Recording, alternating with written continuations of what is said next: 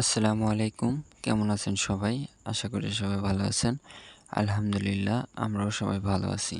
আর আজকে আমাদের এমনিতে একটু খুশির সংবাদ আছে। কারণ হচ্ছে আমার খালামণির আজকে বাবু হবে। তাই আমি আর আমার আম্মু দুজনেই রওনা দিলাম খালামণির কাছে যাওয়ার উদ্দেশ্যে। একটা অটোরিক্সা নিয়ে আম্মু আর আমি চলে গেলাম খালামণির কাছে। যাই হোক, আমি আর আমার আম্মু দুজনে পৌঁছানোর পরে খালামণির সাথে কথা বলছি। তারপর তাকে অপারেশন থিয়েটারে ঢুকাইছে। আর একটা কথা বলে রাখি, বিষয়গুলো অনেক সেনসিটিভ। হ্যাঁ, মাথায় অনেক টেনশন থাকে। আর এত টেনশনের মধ্যে দিয়েও কাজ সম্পূর্ণ করছে আমার ছোটো মামা। আর একটা কথা সত্যি, সবার ভালোবাসা বোঝা যায়, কিন্তু বড় ভাইয়ের ভালোবাসা কখনো বোঝা যায় না। তারা এরকমভাবে ভালোবাসে যে কখনো বোঝার মতো পরিস্থিতিতেই রাখে না। যতই কষ্ট হোক না কেন সহজে সমাধান করে ফেলে, কিন্তু আমরা সবাই মনে করি যে আসলে কোনো কষ্টই হয় নাই, সিম্পল একটা বিষয়, কোনো কষ্টই হয়নি।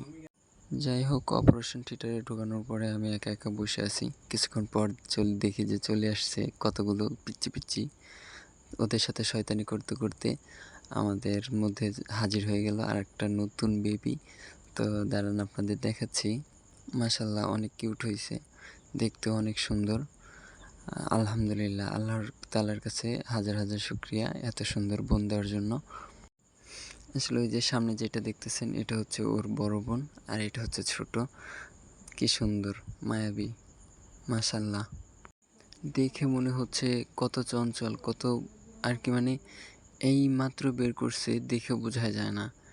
একদম চোখ বড় বড় করে তাকিয়ে আছে, তারপর হচ্ছে কথা বলতেছে মনে হয় এরকম। তারপরে এভাবে 2 ঘন্টা কেটে গেছে। যাই হোক, ওর হয়তোবা খিদে লাগছে, এর কারণে অনেক কান্না করতেছিল। আপনারা দেখেন কান্নাগুলো অনেক মজার ছিল, আবার অনেক কষ্ট লাগতেছিল। থাক, আর কান্না না শোনাই আপনাদের, আমারই কষ্ট লাগছিল যে এভাবে কান্না করতেছে। আর এরকমভাবেই দেখতে দেখতে রাত 10টা বেজে গেছে। এখন আমরা বাড়ির উদ্দেশ্যে রওনা দিছি। আর এটা হচ্ছে আমাদের নাটোর শহর। আসবেন, যে যেখানেই থাকেন না কেন, যেখান থেকে শোনেন, আসবেন ইনশাল্লাহ, আমাকে বলবেন, আমি আপনাদের সাথে দেখা করব, কথা বলবো। সবাই ভালো থাকবেন, সুস্থ থাকবেন। আসসালামু আলাইকুম।